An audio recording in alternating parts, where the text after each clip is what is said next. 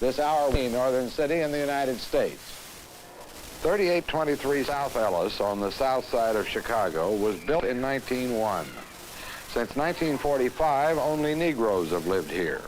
One of the first Negro tenants to move in was Mrs. Georgia Johnson, apartment 1 North. When I came here 10 years ago, it had a beautiful green lawn, and I couldn't believe it. Beautiful glass doors and everything. Then I come inside, open the door. It was nice, the wall was all nice. Mailboxes was all on, it's all out in the vestibule, all on the stairway. The wall was all nicely painted. It just really was a beautiful place. According to the tenants, the building was kept in good condition until 1962 when it changed ownership. The apartments off this stairway contain 5 or 6 rooms and rent for $105 or $110 a month. 5 of the 9 families living here in the summer of 1966 are headed by women. In apartment 4 South, Mrs. Lindora Moore and her 8 children. Below the Moores, the Barbers, 12 people living in 6 rooms. In apartment 2 South, Bercy Phillips and her 6 children. In the apartment below, Gladys Milner. She has 5 children. Next door to the Milners, Mrs. Georgia Johnson and her 5 children. Only 2 families are headed by fathers. The Wilbins, Floyd Wilbin, works in a steel mill. Bill Staples, a Korean War veteran, works in an electronics factory. He and his wife, Gloria, have 9 children. Living in the basement apartment, Jack Beckwith and his wife. Mr. Beckwith is unemployed. In 1966, the tenants paid $11,700 in rent to the F.W. Harsh Jr. Realty Company for the privilege of living here 365 days of the year. The days begin in the alley in back of the tenement. It's 5:30 a.m.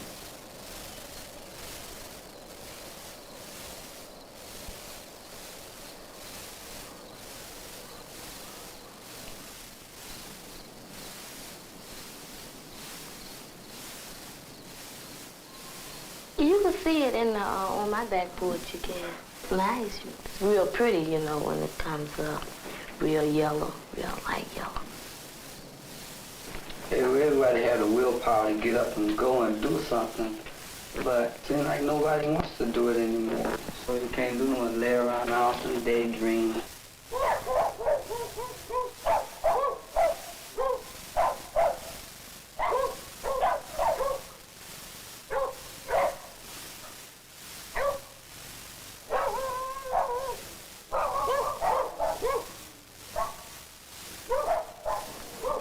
Ellis Avenue at 8 a.m. on a weekday morning. You don't see too many people about 8 o'clock because most of them be in the bed asleep. Some of them don't have any jobs and things like that. In the tenement, at least one person has been up before dawn. I get up at 4:30 in the morning, about 15 to 5. I'm on my knees praying.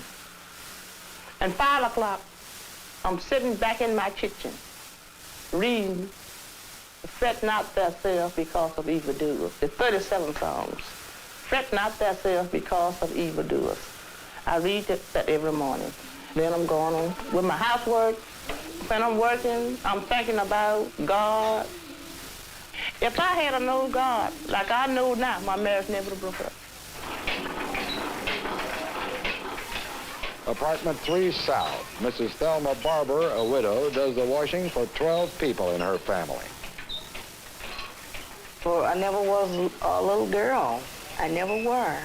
I always was grown up. I started cooking when I was 7 years old, and I was doing house and taking care of smaller kids under me. I just got married early and regretted it afterwards, but what could you do about it? I was a mother at 14, so this is just all I know. Apartment 4 North. A child, 11 years old, is left in charge of 8 other children. The father is at work, the mother is away.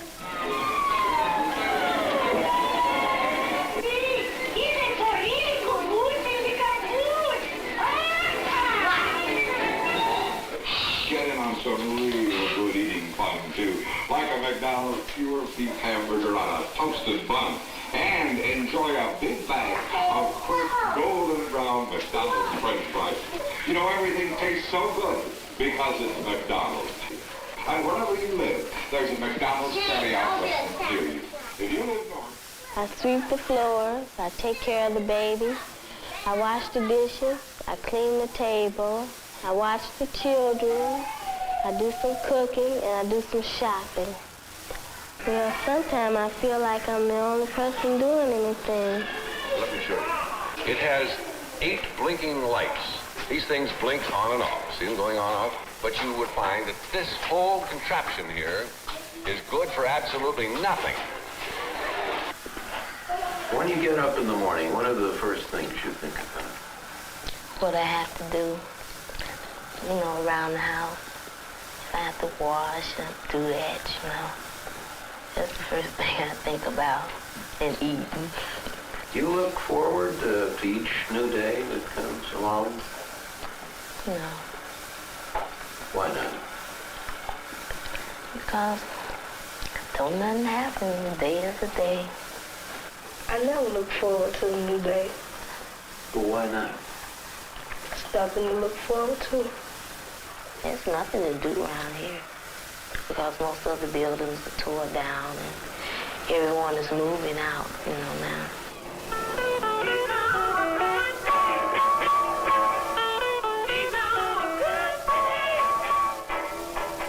This is Oakland Square, 2 blocks from the tenement.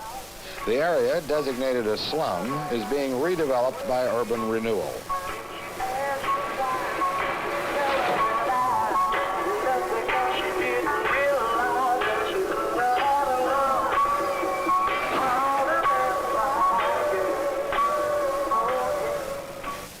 This is the view of progress from 3823 South Ellis. 9:30 a.m., a front yard, 3 houses from the tenement. Mr. and Mrs. Peter Muckle own their own house next door to the tenement.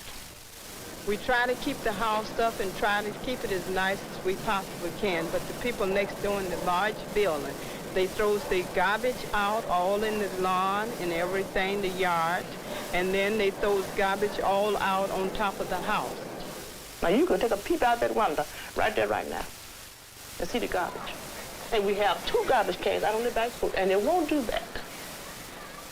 I just toss a whole lot of things out the back, just to be tossed, you know, nothing else to do. Don't hurt yourself. 10 a.m. in the alley in back of the tenement. Better work fast now. Let's go now. Get the rags loaded. Come on.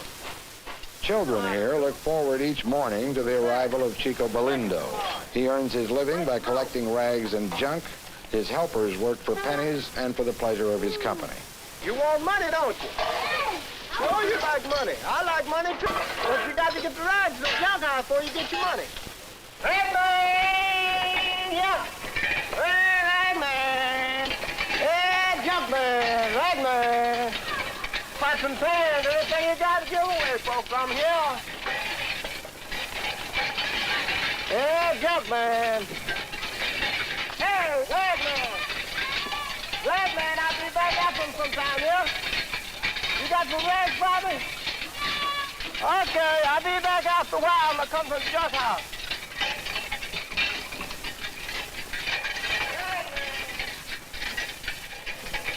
Ellis Avenue at 11 a.m. Well, most other people, you know, they likes to sit on the front porches, watching us, you know, see who's going into whose house, you know. They just nosy like that.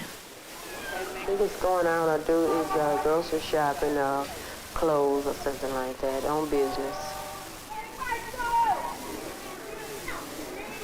I always say I'll take the kids to the museum, but when the time comes, I never get around to it. Even though it would be nice for the kids. Most of the kids haven't even been past 63rd Street. They don't even know what the other side of town looks like. How do you spend your time? In the house, just looking at TV.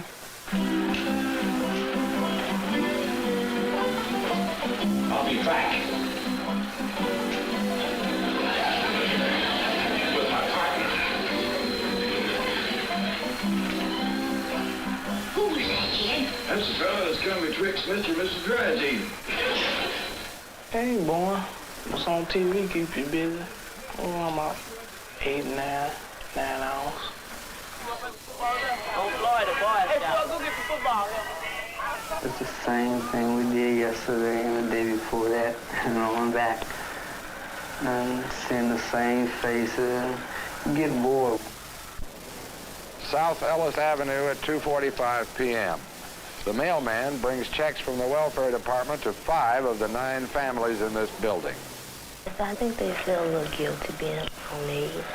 Why? I guess they want to get out and work for themselves, but they know they can't get no help from nowhere else, so that's the only thing they can do is get on aid. And in one way, it's all right. I can be home now with the kids and getting them up and seeing them to be clean and coming in, I have the food ready for them. And I have more time to read and to raise them up right. Jack Beckwith in the basement apartment supports his wife and himself on his Social Security checks. I gets about and after I pay rent, well, I don't have too much left. Not too much. Well, it is really a bad feeling when you is a widow like myself, and one of your children come to you and say, I got to have some shoes, or I need a coat, or a dress, or pair of pants, or what have you, and you know they need this, and then you don't be able to get this for them, so you feel real bad. You feel like you can't fast it. That's the way I do. It has been a time that I felt that way.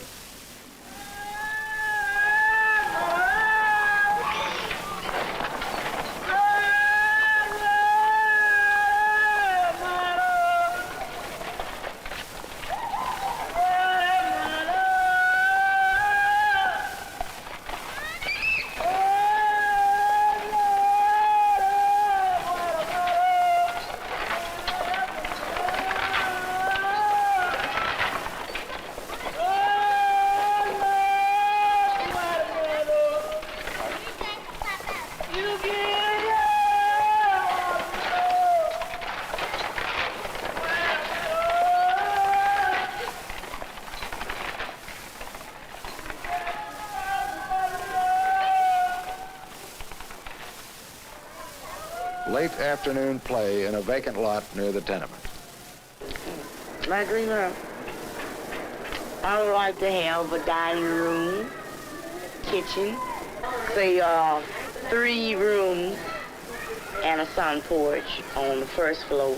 And most of all, have a recreation center in the basement. I dream when I grow up, I got me a house where nobody living in there but me and my family. It wasn't no tall building like this one. It's just a plain old house. This is every man's dream, to own his own home and to be able to have a decent place for your family to live in, because you know if you own this, you know this is yours. And the house gonna be, it's gonna be 2 TVs, one in the living room, one in the kitchen, built in the wall. Thelma Barber is a widow. Her children have been without a father for 10 years. A mother let children, get back with a lot of things, and a father won't. And he could tell you a lot of things, and if you're in trouble, you could go to him and explain how it is. You don't want to hurt your mother, so you rather talk it over with your father. He can sit down and talk to you, tell you things that your mother, can't. Like you do something, your mother can't control you, and he can sit down and talk to you, talk about your problem, what's wrong with you, what your problem is. Well, come to him if I was in trouble, you know. I would talk with him and I would tell him about my business. I wouldn't tell my mother. I would talk it over with him. What kinds of troubles, for instance? About school and about having children and having a relationship between, you know, me and my boyfriend or something like that. Things like that. 6:30 p.m., dinner at the Moores, apartment 4 South. It's the time to say no and yes. That's the way to keep a tab on your child. If you know where he's going, that's the best thing.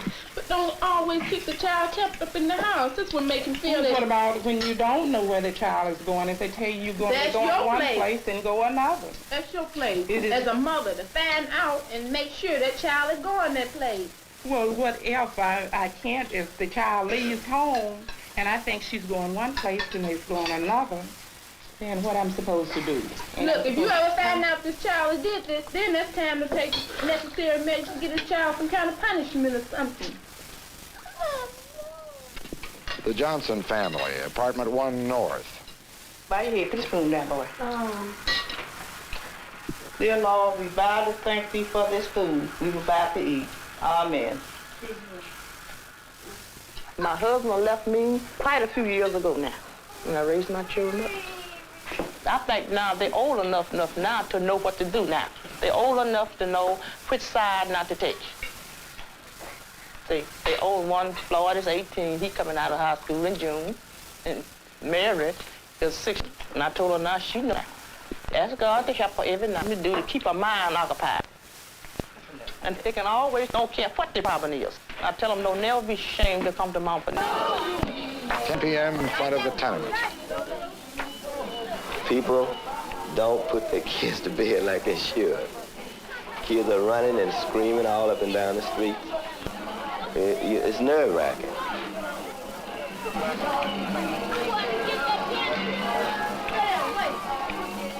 Lead us not into temptation, but deliver us from all evil. Thine is the kingdom, and the power, and the glory, forever and ever. Amen. Good night, kids. Good night.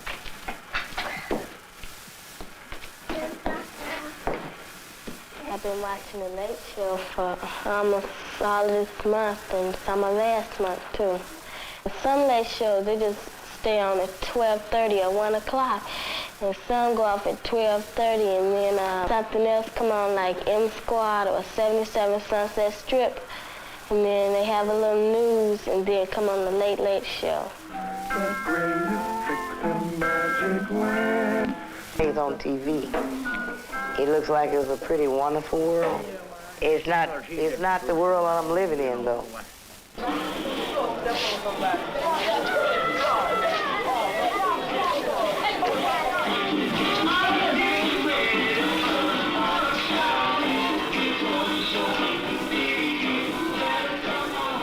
I can't sleep because they would be keeping up so much noise outside. They have the radio, the record player going out there, hooting and hollering, saying any and everything they want to say.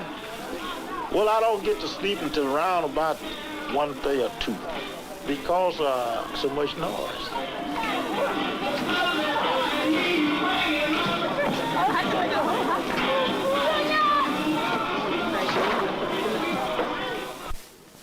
Most of the adults who live in the tenement on South Ellis Avenue were born in rural areas of the South. They came to Chicago looking for a better way of life. They came to the south side of the city because they found that this was a place where Negroes were permitted to live. They came here without much education or sophistication in the ways of the city. They came here poor. About all that they brought with them were their hopes and their dreams. Bill Staples and his wife Gloria came from Alabama. Well, I mean, every man got a dream, you know. Everybody have a dream, and you dream of going any place to make good, you know, to make it better for my family, better education for my kids. These are the prime reasons that I came up for.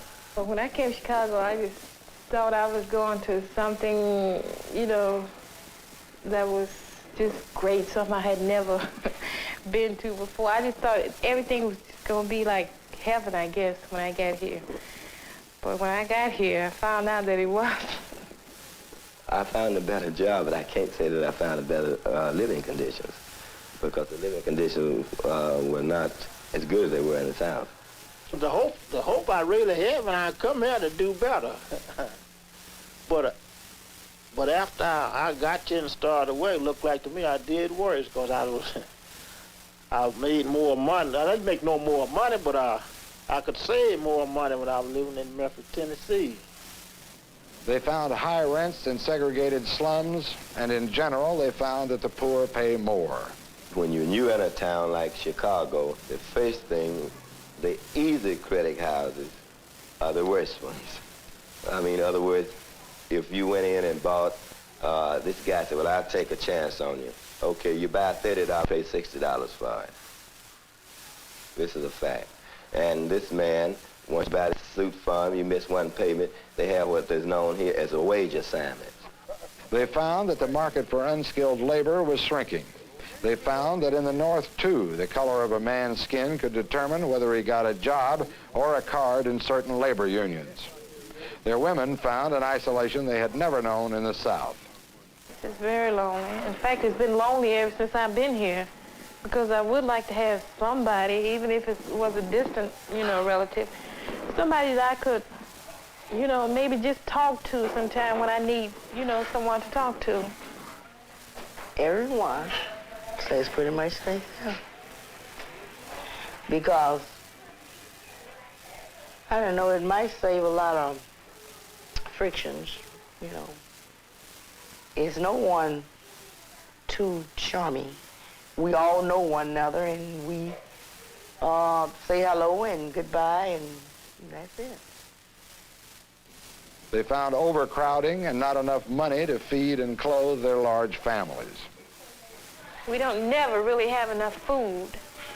And it's just a problem when you've got to worry about 11 people eating every day, and mostly 3 times a day, because they've got to eat. The kids have got to eat. A kid gets sick, your wife get ill, and the least little thing you do, it unbalances the cot. And once the cot is tipped and the apples begin to roll out and they just keep rolling, and you can't pick them all back up. Fathers of some children in this building found their families could be helped by the welfare department, but only if they left home or died. I don't even dream anymore. I don't hope anymore. I'll give that part up, or like longing for a husband and what have you, I just, bypass that, that's all. I'm just myself to the children, and I devote all my time to them, And when they're happy, I'm happy. When they sad, I'm sad. So that's the way it is. And I just don't have the drive that I used to have. I used to want to reach for the moon, and all of a sudden the dream is slowly began to fade away, and I just take life as it comes. The people in this tenement take life as it comes. They do not belong to civil rights groups or to community action centers, and most have not been reached by the war on poverty.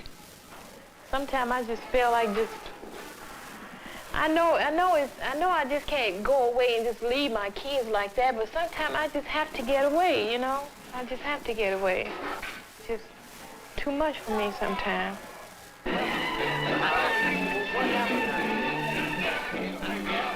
The time you feel that you're ready to throw up your hands and say, let's forget it all, and just walk away. But with a little courage, you get that little extra spark from somewhere.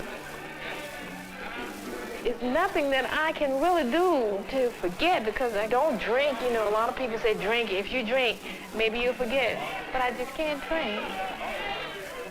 So I'm always worried. I'm just constantly worried all the time. For the children on Ellis Avenue, the summer ended on September 7th. This is the opening day of Donahue Elementary School, 1 block from the tenement. Here, 32 children are preparing for school.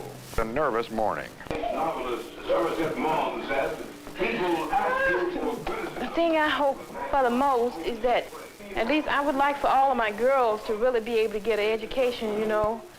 So if they do marry and something happens between her and her husband, well, she will have something, you know, to fall back on if something happens. And she can take care of herself, you know. But I would really like for all of my kids to go to college, because I found out from myself that with more education, farther you can go. And with the changing times now, you can't blame these barriers that I went up against for not getting a job anymore. Come here. And what you gonna say to the teacher this morning? And you gonna say this, good morning? Yeah. You know your teacher's name? What's her name? I don't know.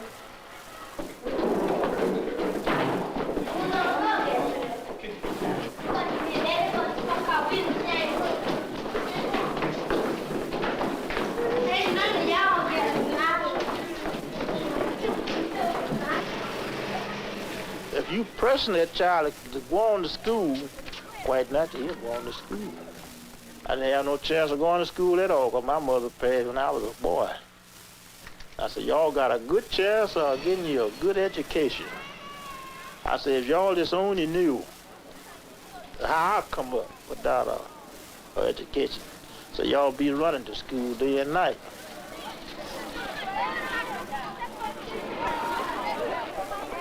It seemed like I was mostly nervous that day.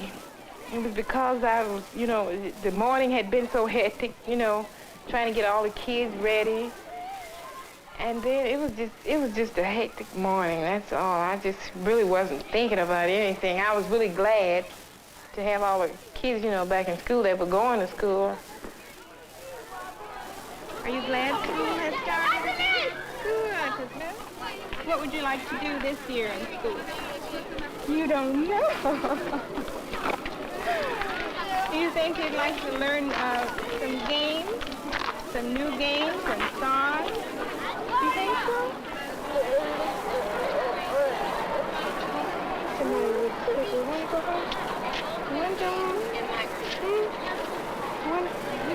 Don't cry, baby. Don't cry,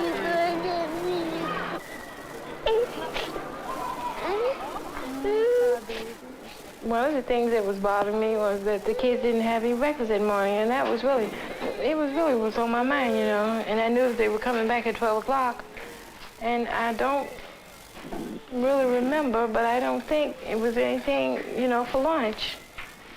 All the boys and girls are waiting to meet you. Won't you come over and meet them with us? No. Oh, come on, let's go. They want to meet you, and I do too. We want to learn all about you. Boys and girls, this is a new little boy. Can you say good morning, Derek? Good morning, Derek. Fine. And Derek, you come over here. Mrs. Newton is going to help you. Okay? That's fine. Mrs. Newton is going to help you. All right, go over to the circle with her. Now, boys and girls, are we ready? I have more and more children each year that do not know their names. They cannot respond when called by first name simply because they've only heard a nickname such as Junior or Peaches or Cupcake or something of that sort. Therefore, I have to begin the kindergarten year trying to teach what should have been taught 4 years ago. Here comes the parade. If the child is severely handicapped in reading, the child has little chance of getting beyond the 16th birthday in the high school. They will drop out there because they do not experience any success. They cannot cope with the program. By the fall, destruction for urban renewal had moved to the threshold of the tenement. Most people in the building did not know what the city planners had in mind. Urban Renewal Commissioner Lewis Hill. 3823 would be just about at this location. And what's going to happen there? Well, this would be also then part of the rebuilding program through here with the new apartment buildings and the tot lots and off-street parking space for the new residential community after it's cleared away. Eviction is part of tenement life. In September, the landlord told the tenants that their building had been sold to the Chicago Housing Authority. We will have to move, start looking for a place, but they didn't say when, you know. But, and I still don't know, you know, how long we have, you know. They told me they was going to find me a place. They asked me what did I want to live at in the project, out of the project. I said, well, I wouldn't mind taking the project, I don't guess. I said, well, we are sending an application to get you a project in. I think the buildings are nice, but it's just like taking one big slum and sit it in another slum because nothing has been changed. All the people are the same. They just moving from one place to another. My whole life has me trapped, you know. Not just the building, but the whole life has me trapped.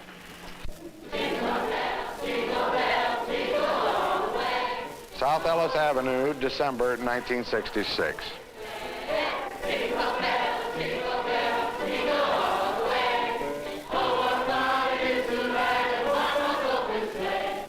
When Jesus Christ was born, stars shone in the east, stars shone in the east. When Jesus Christ was born. We wish you a Merry Christmas. We wish you a Merry Christmas. We wish you a Merry Christmas and a Happy New Year. The tidings bring to you and your kin. We wish you a Merry Christmas. We wish you a Merry Christmas. We wish you a Merry Christmas and a Happy New Year.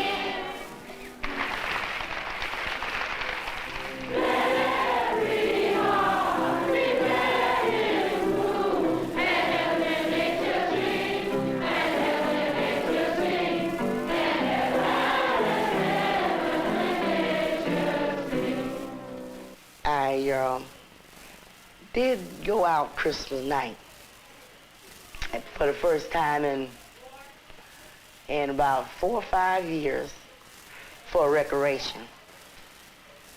And guess where I went?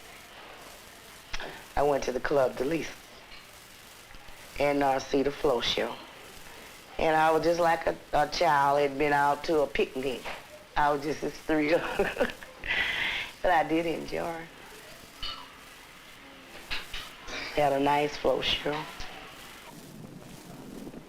In February 1967, one of the first Negro tenants at 3823 South Ellis moved out. Mrs. Georgia Johnson had lived here for 15 years. In a way, I'm glad to leave in a way. In another way, I'm sorry. When you live in a place a long time and have 2 kids born in that place really have a hold on you. And the kids get, and my little boy, 8 years old, he just love it. He just love his little friends. He feel like he lost. And that's what really makes me feel really sad to leave the place.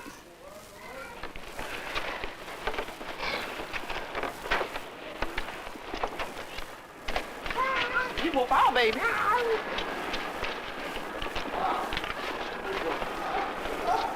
You can't get up there. Where's she going? I'm scared I might slip down. You gonna take her down? Bring her on. I knew I was slip down here. Oh, we gotta go. If I All right, we have to go now. Miss Lewis, you know that dress. We'll be there by the time y'all get there. Okay. Flower. I know everybody will come out here and all this. Come on, Flower. I'm as glad to move into this other place. It's churches all around, and that's really what I love. I love churches. They have a nice street, and you can sit at the window, you can watch all of that. And it's a better place. It's a better place. Other families are still waiting to move out. I'm in hope that things will get better with me, which I believe it will.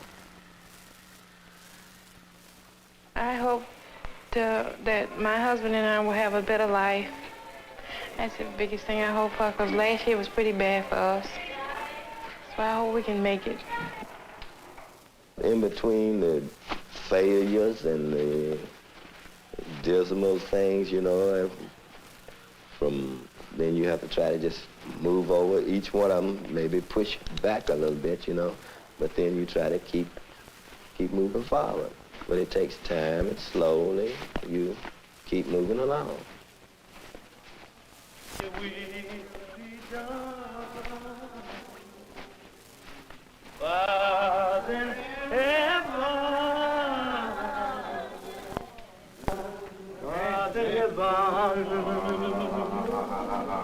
Let your will be done, Father in heaven.